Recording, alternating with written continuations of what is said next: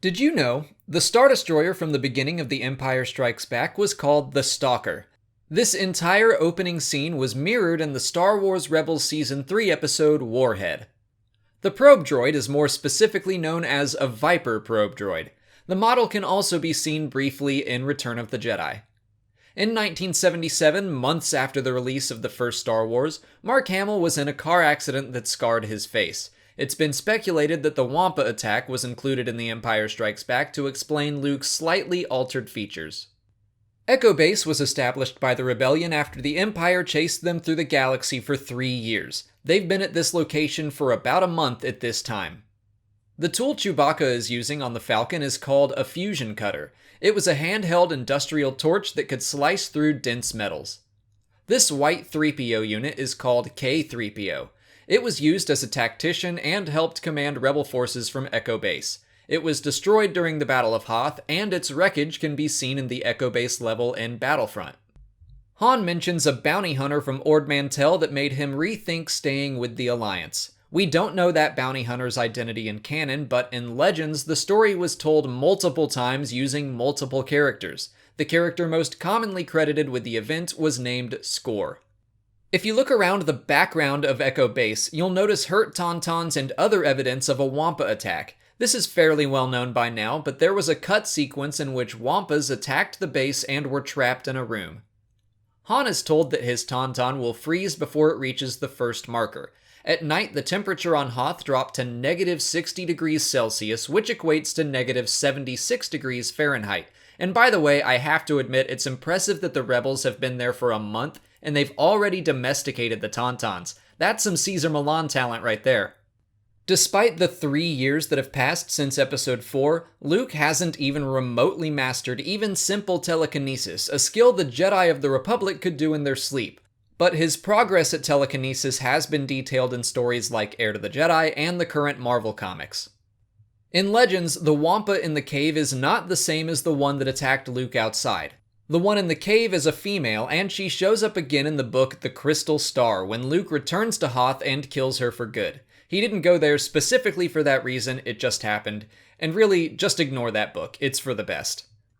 Alec Guinness completed his work on Empire in under 5 hours. His payment was 1/4 percentage point of the film's gross, which turned out to be over $1 million. I've seen some confusion about how Han survived the night on Hoth without a tauntaun to sleep in. Han mentions the tauntaun keeping Luke warm until he can get a shelter up, and that's where they both spent the night. The Snowspeeder's real name is the T-47 Airspeeder. They were originally made for cargo and freight, but the Alliance modified them to function and fight in the extreme cold. Rogue 2's real name is Zev Seneska.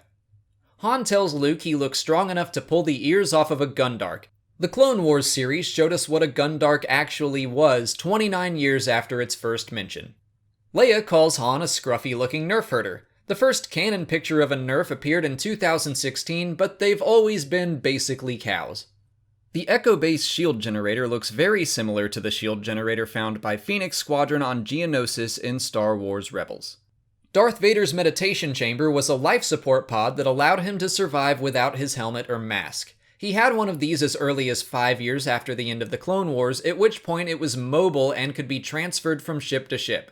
It's unknown if this current iteration was permanently installed onto the Executor or not. The pilot that questions whether or not 2 fighters can take on a Star Destroyer is Derek Hobby Clivian, who was shown to be a defecting Imperial pilot in Star Wars Rebels.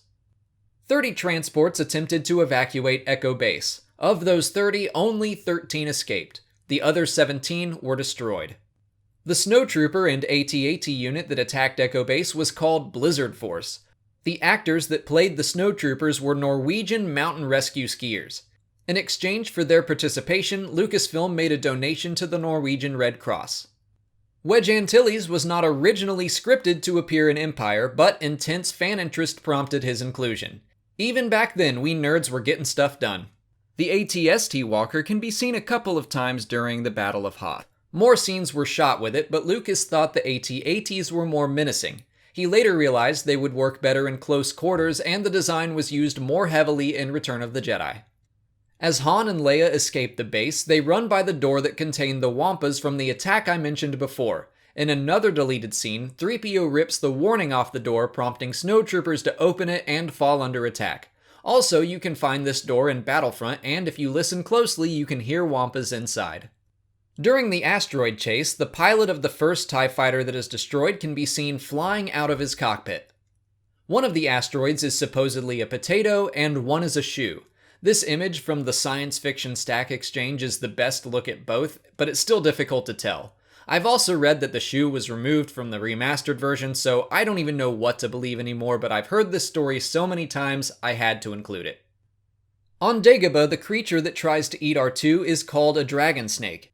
I mention this specifically because at the 2016 Star Wars Trivia Contest at DragonCon, I called it a dragon serpent. That got me knocked out, and if I had got that question right, I would have won. So now every time I see this thing, I will be reminded of how close I came to nerdy glory. When Vader has his helmet off, he feels intense pain. He does this to strengthen his connection to the dark side. The novel Lords of the Sith goes into this a little in the very first chapter. Yoda's first scene with Luke is mirrored in Star Wars Rebels Season 2 when Ezra and Maul meet for the first time. When Leia asks Han to stop calling her your worshipfulness, she's basically asking for him to stop calling her a princess because technically she isn't anymore. The survivors of Alderaan elected a new princess at her request, so she no longer holds the title. When the Emperor tells Vader that the son of Skywalker lives, he acts surprised, but he's known about Luke since very shortly after the destruction of the Death Star. Boba Fett found out and told him, and you can see that play out in both the Star Wars and Darth Vader comics by Marvel. Yoda's philosophy about the Force and the Jedi has changed drastically since the Clone Wars. The events of Season 6 as well as Rebels Season 2 show us why he had a change of heart.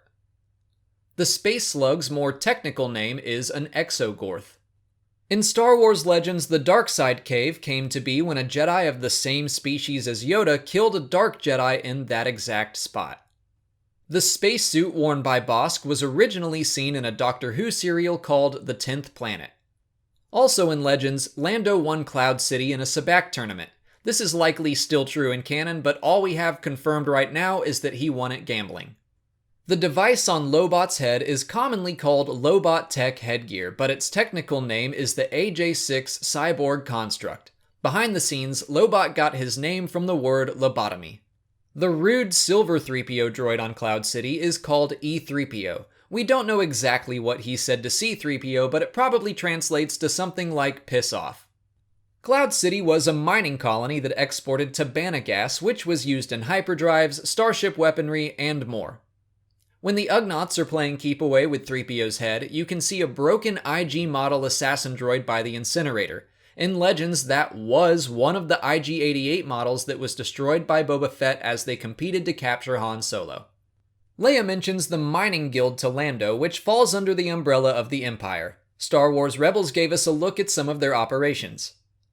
The fact that Wookiees find high-pitched noises painful comes up again in the Clone Wars when Gungi experiences a similar noise. Darth Vader knew that it was possible to survive carbon freezing because he went through it himself during the Clone Wars. However, he notes that the facility is crude, which is why it had to be tested on Solo. You can actually see the moment that Boba Fett hears Luke on Cloud City. Speaking of Boba Fett, Jeremy Bulloch, the actor underneath the helmet, also played this Imperial officer. This isn't the first time Luke has encountered Boba Fett, although it is the first time he's seen him. A blinded Luke fought him in the Star Wars comic. This also isn't the first time Luke crossed blades with Darth Vader. They briefly fought on Cymoon 1, and it went very poorly for him.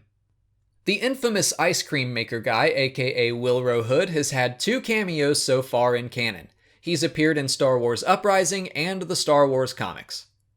Not only did George Lucas completely finance the $18 million production of Empire himself, when the film performed so well, he gave out nearly $5 million in bonuses to his employees.